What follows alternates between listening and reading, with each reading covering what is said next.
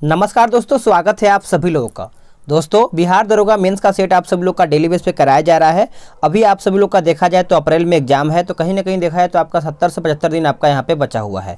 तो रिवीजन अच्छे से करिए और अच्छा से प्रैक्टिस सेट लगाइए। और आप सभी लोग का जल्द ही एक टारगेट बैच कराया जाएगा, यानी एक टारगेट बैच बनाया जाएगा जो कि बिहार दरोगा मेंस में जो जुड़ना चाहता है हमारे थ्रू, वहाँ से अपना बिहार दरोगा मेंस का अच्छा से तैयारी कर पाएगा। क्योंकि बिहार दरोगा पीटी के लिए बहुत लोग जुड़े हुए थे और उन लोग का भी सिलेक्शन अच्छे तरीके से हुआ है। तो आज हम देखेंगे एडुटेरिया का प्रैक्टिस सेट, ये आपका मेंस का प्रैक्टिस सेट है। तो इसमें आप सब लोग का देखा जाए तो आपका 20 सेट दिया हुआ है। तो आज हम देखेंगे सेट नंबर 2। कल हमने सेट नंबर 1 अपलोड कर दिया था, आज का वीडियो सेट नंबर 2 है। अगर आप इसका पीडीएफ डाउनलोड करना चाहते हैं तो पीडीएफ का लिंक आपको डिस्क्रिप्शन में मिल जाएगा। वहाँ से पूरा 20 सेट्स यानी पूरा इसमें आपका बुक को स्कैन करके एक पीडीएफ बनाया गया, वहाँ से डिस्क्रिप्शन यानी जो आपका डिस्क्रिप्शन में लिंक है वहाँ से जा करके डाउनलोड कर पाएंगे। और सभी में आपका डिटेल भी देखने को मिल जाता है। तो चलिए आज का पहला प्रश्न देख लेते हैं। पहला प्रश्न क्या बोलता है कि नवजात शिशु की 3 माह तक की आयु के अध्ययन को क्या कहते हैं।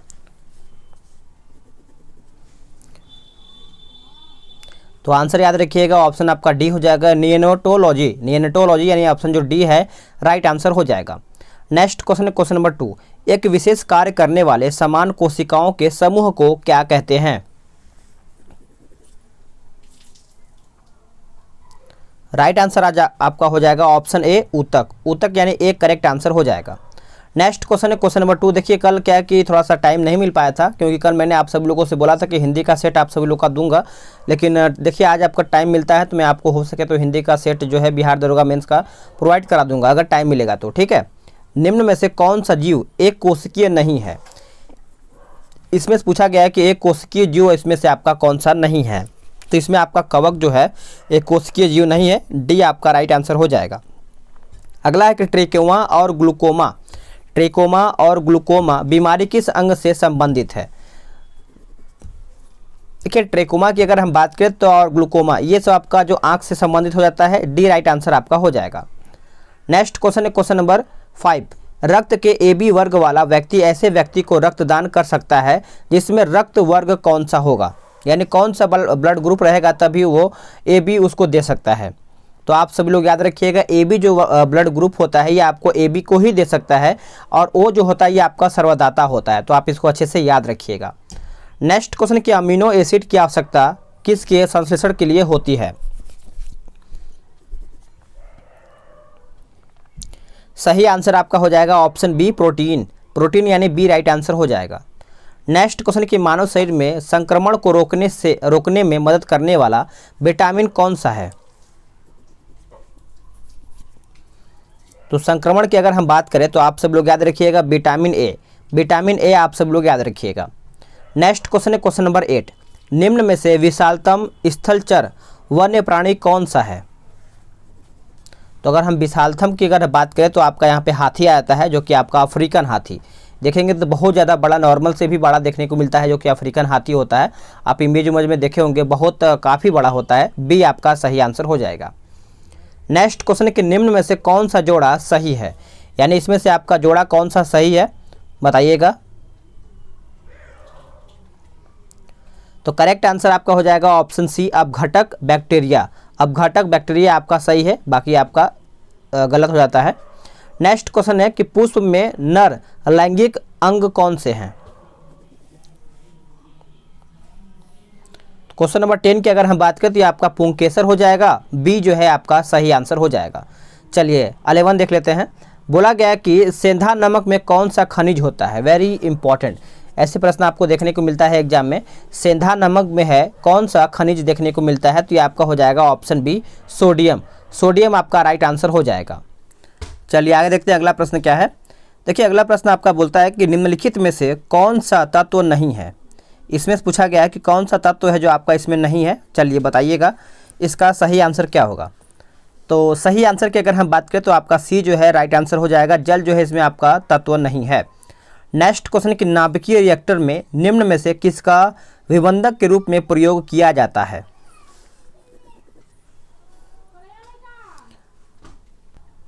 चलिए बताइएगा सही आंसर क्या होगा 13 का। देखिए 13 का आपका हो जाएगा ऑप्शन डी ग्रेफाइट। ग्रेफाइट आपका राइट आंसर हो जाएगा। नेक्स्ट क्वेश्चन कि जल के उपचार में फिटकरी का प्रयोग किस प्रक्रिया में मदद के लिए किया जाता है? सही आंसर आपका हो जाएगा ऑप्शन बी, स्कंदन के रूप में आपका किया जाता है। बी आपका राइट आंसर हो जाएगा। निम्न में से कौन ठोस स्नेहक है? इसमें से पूछा गया है कि निम्न में से कौन ठोस स्नेहक है। तो अगर हम बात करें इसका सही आंसर तो ये आपका हो जाएगा ऑप्शन डी, ग्रेफाइट। ग्रेफाइट आपका जो है सही आंसर हो जाएगा। आगे देखेंगे, अगला प्रश्न है कि द्वारा चालित मशीनें किस सिद्धांत पर कार्य करती हैं? ये कौन से सिद्धांत पर कार्य करती है बताइएगा। तो सही आंसर आपका हो जाएगा ऑप्शन सी, पास्कल सिद्धांत। पास्कल सिद्धांत। नेक्स्ट क्वेश्चन है कि एक कण समय के बराबर अवधि में एक वृत्ताकार पथ के गिर्द बराबर दूरी तय करता है, उसका एक समान पूछा गया है। उसका एक समान। तो अगर हम इसका सही आंसर बात करें तो ये आपका हो जाएगा ऑप्शन बी, चाल आपका राइट आंसर हो जाएगा। सूर्य के चारों ओर घूमने वाले पृथ्वी के लिए कौन सा बल जिम्मेदार है? पृथ्वी के लिए कौन सा बल जो है आपका जिम्मेदार है? तो आप सब लोग याद रखिएगा, गुरुत्वाकर्षण बल। गुरुत्वाकर्षण बल यानी डी राइट आंसर आपका हो जाएगा। क्वेश्चन नंबर 19 देखेंगे कि निम्नलिखित सूक्ष्म जीवों पर विचार करके बताइएगा। बोला गया है कि उपरोक्त में से कौन सा जैविक नाइट्रोजन स्थिरीकरण के लिए जिम्मेदार है? तो अगर हम इसके सही आंसर की बात करें तो ये आपका जीवाणु हो जाएगा और आपका कवक हो जाएगा, यानी ऑप्शन जो बी है 2 और 3 आपका सही है। आगे देखेंगे, अगला है कि ऊष्मीय मान को किस मात्रक द्वारा प्रदर्शित किया जाता है? तो आपका उत्तर हो जाएगा ऑप्शन बी जो है सही आंसर हो जाएगा। आगे देखेंगे, अगला प्रश्न है कि चोट लगने पर रक्त स्त्राव को रोकने एवं रक्त जमने में कौन सा तत्व सहायक है? कौन सा तत्व है जो आपका यहाँ पे सहायक है? तो इसका सही आंसर आप याद रखिएगा, इसका सही आंसर आपका हो जाएगा थ्रोम्बोसाइट्स। थ्रोम्बोसाइट्स यानी ऑप्शन जो डी है राइट आंसर हो जाएगा। नेक्स्ट क्वेश्चन है कि निम्न में से कौन सदा उस वस्तु की छोटी छवि बनाएगा जो उसके सामने रखी जाए? बताइएगा इसका करेक्ट आंसर क्या होगा। देखिए इसका सही आंसर आपका हो जाएगा उत्तल दर्पण। उत्तल दर्पण। नेक्स्ट क्वेश्चन के प्रकाश ऑक्सीकरण प्रक्रिया शुरू की जाती है किसके द्वारा? ये किसके द्वारा शुरू किया जाता है? तो याद रखिएगा प्रकाश के द्वारा, यानी ए आपका सही आंसर हो जाएगा। नेक्स्ट क्वेश्चन कि सर सीवी रमन को उनके किस प्रयोग के लिए नोबेल पुरस्कार दिया गया है? सीवी रमन को जो नोबेल पुरस्कार दिया गया है किसके लिए दिया गया है? तो आप सब लोग याद रखिएगा प्रकाश का प्रकीर्णन। प्रकाश का प्रकीर्णन यानी ऑप्शन जो सी है सही आंसर हो जाएगा। अगला है कि भोजन का सर्वाधिक अवशोषण कहाँ होता है? भोजन का सर्वाधिक जो अवशोषण है यह आपका कहाँ पर होता है? तो इसका सही आंसर आप याद रखिएगा इलियम। इलियम यानी ए आपका सही आंसर हो जाएगा। चलिए आगे देखते हैं अगला प्रश्न क्या है। अगला प्रश्न है कि धन परिचालक की मात्रा में वृद्धि के कारण बढ़ते मूल्य की अवस्था क्या कहलाती है? तो ये आपका कहलाता है मुद्रास्फीति। मुद्रास्फीति यानी ए जो है आपका सही आंसर हो जाएगा। नेक्स्ट क्वेश्चन है कि भारत में दशमलव मुद्रा जो आपका प्रणाली है इसकी शुरुआत जो है कब हुआ था? भारत में दशमलव मुद्रा प्रणाली की शुरुआत कब की गई थी? तो ये किया गया था अप्रैल 1957 में। अप्रैल 1957।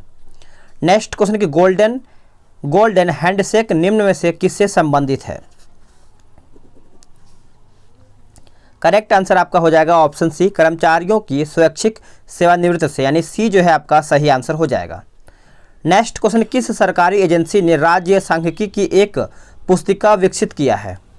पुस्तिका विकसित किया है। सही आंसर आपका हो जाएगा ऑप्शन सी, नीति आयोग। नीति आयोग यानी सी जो है राइट आंसर हो जाएगा। वाणिज्य के किस पहलू में, यानी फिर से पढ़ लेते हैं, वाणिज्य के किस पहलू से बुल एंड बियर संबंधित है? बुल एंड बियर जो है आपका किससे संबंधित है? तो आप सब लोग याद रखिएगा स्टॉक बाजार से। स्टॉक बाजार से। नेक्स्ट क्वेश्चन कि भारतीय अर्थव्यवस्था में कोर सेक्टर के अंतर्गत आता है, यानी कौन से सेक्टर के अंतर्गत आता है, ये आपका प्रश्न पूछ रहा है। तो अगर हम बात करें तो ये आपका कोयला के आता है, सीमेंट, पेट्रोलियम, स्टील, यानी डी आपका जो है 1, 2, 3, 4 सभी आपका यहाँ पर सही है। नेक्स्ट क्वेश्चन कि महावीर एवं बुद्ध ने किसके शासनकाल में उपदेश दिए थे? ये आपका बहुत ज़्यादा क्वेश्चन इंपॉर्टेंट है, याद रखिएगा, भूलिएगा नहीं, वेरी इंपॉर्टेंट। बिंबिसार। बिंबिसार यानी बिंबिसार के शासनकाल में महावीर एवं बुद्ध ने शासनकाल में आपका उपदेश दिए थे। नेक्स्ट क्वेश्चन कि आलमगीरपुर जो हड़प्पा सभ्यता का एक स्थल है किस प्रांत में स्थित है? ये कौन से प्रांत में स्थित है? तो आप सब लोग याद रखिएगा उत्तर प्रदेश। उत्तर प्रदेश यानी ऑप्शन डी राइट आंसर हो जाएगा। चलिए आगे देखते हैं अगला प्रश्न क्या है कि तेलुगु कवि यानी जो तेलुगु यहाँ पे कृति लिखा गया है, तेलुगु कृति अमुक्त माल्याद के लेखक कौन है? बताइएगा इसका सही आंसर क्या होगा। तो इसकी सही आंसर की बात करें तो ये आपका कृष्णदेवराय हो जाएगा, यानी बी जो है सही आंसर हो जाएगा। नेक्स्ट क्वेश्चन कि निम्न में से किस मुगल सम्राटों ने स्वयं अपनी आत्मकथा लिखी थी? तो ये कौन था जो अपनी खुद का आत्मकथा लिखा गया था? तो ये आपका बाबर एवं जहांगीर हो जाएगा। बाबर एवं जहांगीर यानी ऑप्शन बी। चलिए आगे देखते हैं अगला प्रश्न क्या है। अगला प्रश्न है कि निम्न में से कौन सा भारत आने वाला पहला अंग्रेजी जहाज था? तो ये सभी को पता होगा, जो कि एक रेड ड्रैगन के नाम से जाना जाता है। सी आपका सही आंसर हो जाएगा। नेक्स्ट क्वेश्चन कि राजा रणजीत सिंह को राजा की उपाधि किसने दिया था? ये किसके द्वारा दिया गया था? तो आप सब लोग याद रखिएगा जमुना शाह ने। जमुना शाह ने ही राजा रणजीत सिंह को राजा की उपाधि दिया था। सी आपका सही आंसर हो जाएगा। ब्रिटिशों ने पंजाब को निम्न में से किस वर्ष में अपने राज्य में मिलाया था? तो करेक्ट आंसर आपका डी हो जाएगा 1856। 1856। नेक्स्ट क्वेश्चन है कि नए भारत का पैगंबर किसे कहा जाता है? नए भारत का पैगंबर जो है किसे कहा जाता है? तो आप सब लोग याद रखिएगा राजा राम मोहन राय को नए भारत का पैगंबर कहा जाता है। सी आपका सही आंसर हो जाएगा। रविन्द्रनाथ टैगोर की गीतांजलि किसका संग्रह है? सही आंसर आपका हो जाएगा कविताओं का। कविताओं का यानी सी उत्तर हो जाएगा।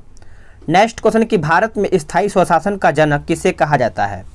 भारत में स्थायी स्वशासन का जनक जो है किसे कहा जाता है? तो आप सब लोग एक कमेंट बॉक्स में बताइएगा कि इसका 41 का सही आंसर क्या होगा। देखते हैं कौन इसका आंसर करता है। किसने सैंडोकोट्स की पहचान चंद्रगुप्त मौर्य के रूप में किया था? तो सही आंसर आपका क्या होगा बताइएगा। इसका सही आंसर आपका हो जाएगा V Smith. V Smith. Next question कि हस्तक्षेप की नीति का अर्थ क्या है? यानी हस्तक्षेप नीति का अर्थ क्या है बताइएगा। तो इसका सही आंसर हो जाएगा कुछ प्रतिबंधों का हट जाना।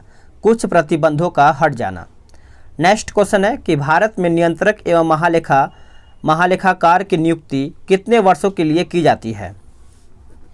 और आप सब लोग कमेंट करके बताइएगा कि क्या बीपीएससी का भी सेट स्टार्ट किया जाए, क्योंकि बीपीएससी का भी सेट आपका यहाँ पर रुका हुआ है, तो हम सोच रहे हैं कि उसको भी स्टार्ट कर दें। तो आप सब लोग कमेंट करके बताइएगा। उपयुक्त में से कोई भी नहीं, यानी ऑप्शन जो डी है सही आंसर हो जाएगा। नेक्स्ट क्वेश्चन कि भारतीय संविधान के किस अनुच्छेद में विधि की स्वयं प्रक्रिया के सिद्धांत को शामिल किया गया है? तो आर्टिकल बताइएगा इसका सही आर्टिकल क्या होगा। तो इसका आर्टिकल हो जाएगा आर्टिकल 21 यानी अनुच्छेद 21 यानी ऑप्शन सी। भारत के राष्ट्रपति पर महाभियोग की प्रक्रिया कैसी प्रक्रिया है? जो राष्ट्रपति पर महाभियोग चलाया जाता है तो वो कैसा प्रक्रिया है? तो आप सब लोग याद रखिएगा यह आपका अर्ध न्यायिक प्रक्रिया हो जाएगा, यानी ए जो है सही आंसर हो जाएगा। नेक्स्ट क्वेश्चन कि वर्तमान लोकसभा में प्रत्येक राज्य के लिए स्थानों का आवंटन आधारित है किस पर?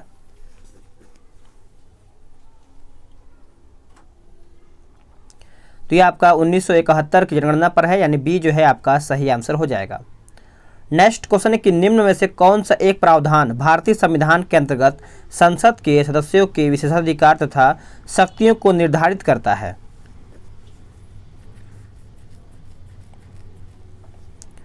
तो करेक्ट आंसर आपका हो जाएगा अनुच्छेद 105। अनुच्छेद 105। नेक्स्ट क्वेश्चन कि सर्वोच्च न्यायालय में न्यायाधीश नियुक्त होने के लिए व्यक्ति को कम से कम कितने वर्ष उच्च न्यायालय का एडवोकेट होना चाहिए? तो आप सब लोग याद रखिएगा 10 वर्ष, कम से कम 10 वर्ष, यानी ऑप्शन जो बी है सही आंसर हो जाएगा। नेक्स्ट क्वेश्चन है क्वेश्चन नंबर 50। इसमें आपका क्या बोल रहा है देख लेते हैं छोटा करके थोड़ा सा कि 73वें संविधान संशोधन के संदर्भ में निम्न कथनों पर विचार व्यक्त कीजिए। और इसको अच्छे से देखा जाए तो आपका उत्तर जो है 2 और 4 हो जाएगा। यानी यदि पंचायत भंग होती है तो 6 माह की अवधि के अंदर चुनाव कराया जाएगा, जो कि सही है। यह त्रिस्तरीय मॉडल की व्यवस्था करता है। तो ये भी आपका सही है। तो आपका ऑप्शन जो बी है राइट आंसर हो जाएगा। अगला है कि भारत में चलित न्यायालय का सूत्रपात किसने किया था? चलिए बताइएगा, इसका सही आंसर हो जाएगा आपका doctor APJ Abdul Kalam. Doctor APJ Abdul Kalam. Next question कि स्वतंत्रता का अर्थ क्या है? स्वतंत्रता का अर्थ पूछा गया है। तो इसका देखा जाए तो बाहरी प्रतिबंधों का अभाव होना सही है। ऐसी स्थिति का होना जिसमें लोग अपनी प्रतिभा का विकास कर सके, जो सी है सही आंसर हो जाएगा। नेक्स्ट क्वेश्चन है कि लोकसभा चुनाव का कोई प्रत्याशी अपनी जमानत खो देगा यदि उसे प्राप्त न हो सके कितना वोट? तो अगर हम बात करें तो वैध मतों का 1/6 अगर उसे प्राप्त नहीं होता है तो अपना जमानत खो देता है, यानी डी जो है सही आंसर होगा। अगला कि संविधान को एक पवित्र दस्तावेज किसने कहा है? संविधान को एक पवित्र दस्तावेज जो है किसके द्वारा कहा गया है? तो आप सब लोग याद रखिएगा BR अम्बेडकर के द्वारा ये कहा गया है। ए सही आंसर हो जाएगा। आर्थिक नियोजन भारतीय संविधान की किस अनुसूची या फिर किस सूची से वर्णित है? सूची में वर्णित है, अनुसूची नहीं, सूची में वर्णित है। आर्थिक नियोजन तो आप सब लोग याद रखिएगा, भूलिएगा नहीं, आपका समवर्ती सूची के अंतर्गत आता है। कौन सा? आर्थिक नियोजन, भूलिएगा नहीं। नेक्स्ट क्वेश्चन कि भारतीय संविधान सभा में कुल कितनी महिलाएं सदस्य थीं? ये प्रश्न इंपॉर्टेंट है। अगर आप लूसेंट या फिर कोई भी अदर बुक पढ़ते हैं तो आपको जब वहाँ पर दिखा होगा तो यहाँ पे 15 लिस्ट भी सबका नाम लिखा होगा, तो आप याद रखिएगा 15 आप सभी लोग याद रखिएगा। सी सही आंसर हो जाएगा सभी लोग का। चलिए आगे देखते हैं कि निम्नलिखित में से किस एक अधिनियम ने भारत में संघीय शासन की व्यवस्था दी गई थी? तो इस अधिनियम को याद रखिएगा, एग्जाम में इसी से प्रश्न ज़्यादा पूछा जाता है। 3 प्रश्न आपका यहाँ से देखने को मिलता है कि भारत शासन अधिनियम, ये आपका सही आंसर हो जाता है, सी आपका उत्तर होगा। और एक 1909 और 1919 और 1935, ये तीनों बहुत ज़्यादा इंपॉर्टेंट है। इसके बारे में A to Z आप याद रखिएगा, यहाँ से प्रश्न आपका पूछा जाता है। ठीक है। विश्व प्रसिद्ध द थ्री गॉर्जेस डैम किस देश में स्थित है? तो इसका आंसर आपका हो जाएगा ऑप्शन सी चाइना। चाइना यानी चीन आपका राइट आंसर हो जाएगा। भारतीय संविधान सभा के अल्पसंख्यक उप समिति के अध्यक्ष निम्न में से कौन थे? तो सही आंसर आपका हो जाएगा HC मुखर्जी। HC मुखर्जी यानी ऑप्शन बी जो है सही आंसर हो जाएगा। भारतीय संविधान में मौलिक कर्तव्य का विचार किस देश से लिया गया है? मौलिक कर्तव्य का जो विचार है कौन से देश से लिया गया है? तो इसका उत्तर आपका हो जाएगा उपयुक्त में से कोई भी नहीं।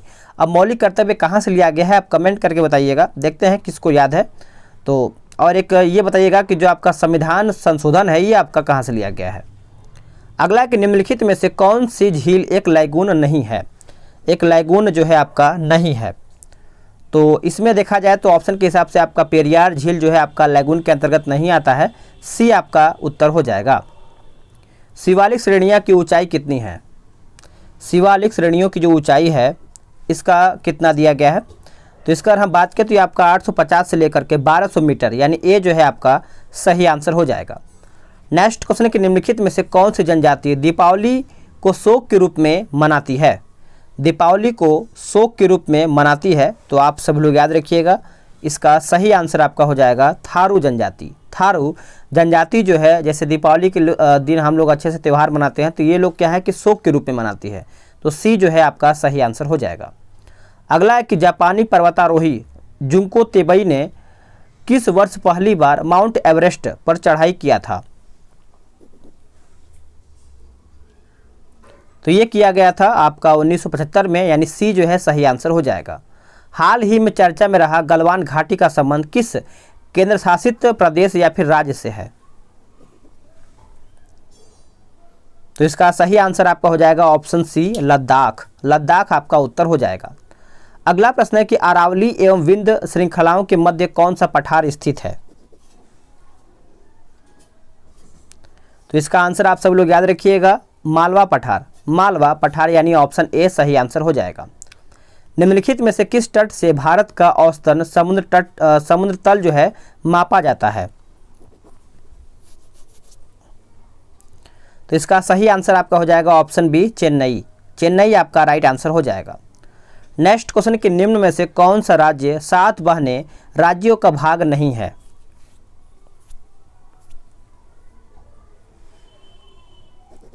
तो ये आपका हो जाएगा ऑप्शन बी सिक्किम। सिक्किम आपका सही आंसर हो जाएगा।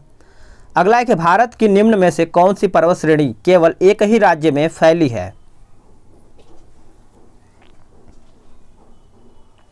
राइट आंसर आपका हो जाएगा ऑप्शन डी अजंता। अजंता आपका राइट आंसर हो जाएगा। अगला है कि सहरिया जनजाति का संबंध मुख्यतः किस राज्य से है? सहरिया जनजातीय, अगर हम सहरिया के बारे में याद करें तो आप सब लोग याद रखिएगा मध्य प्रदेश। मध्य प्रदेश। नेक्स्ट क्वेश्चन कि बीसीसीआई ने इंडियन प्रीमियर लीग 2020 का नया प्रायोजक किसे बनाया है? तो 2020 की अगर हम बात करें तो ये आपका हो जाएगा ड्रीम 11। 2021 और 22 का बताइएगा। 2022 का आपका आई थिंक देखा जाए तो 21 का आपका वो था वीवो था। अगला कि स्वच्छता सर्वेक्षण रिपोर्ट 2020 में पटना का स्थान क्या रहा है? पटना का स्थान क्या रहा है? तो पटना की अगर हम बात करें तो आपका 47वें नंबर पर था, यानी सी जो है सही आंसर हो जाएगा। विश्व व्यापार संगठन यानी WTO को पहले कहा जाता था क्या? तो अगर हम पहले की बात करें तो आपका गेट कहा जाता था, यानी GATT, यानी ऑप्शन ए जो है आपका सही आंसर हो जाएगा। अगला कि भारत में मौद्रिक नीति कौन बनाता है? भारत में मौद्रिक नीति जो है आपका किसके द्वारा बनाया जाता है? तो इसका सही आंसर याद रखिएगा भारतीय रिजर्व बैंक। भारतीय रिजर्व बैंक। नेक्स्ट क्वेश्चन कि निम्नलिखित में से कौन सा सही नहीं है, यानी इसमें से आपका गलत कौन सा है? तो आपका कलिंग पुरस्कार 1951 ये गलत है, बाकी जो सही है उसको देखेंगे।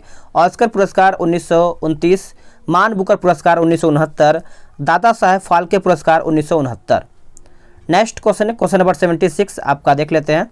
बोला गया है कि निम्नलिखित में से कौन भारतनाट्यम की नर्तिका नहीं है?